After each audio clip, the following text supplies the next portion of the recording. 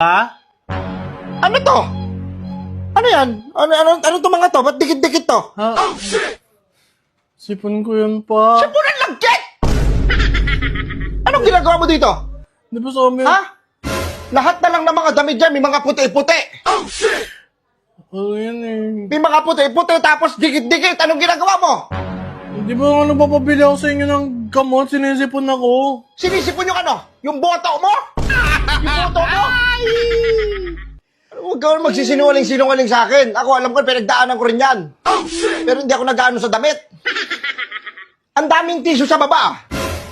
Di ba? Naiya ako eh. Ang daming tissue sa baba. Dito pa talaga sa maruming damit mo ginagawa tong kababuyan mo na yan. Ha? Sino nagturo sa'yo ng ganyan kababuyan? Kada pasok ko ng CR, lagi ako nadudulas na nadudulas. Nadudulas ako? Bakit ako nadudulas? Natatapon ko minsan yung shampoo. Ang mukha mo.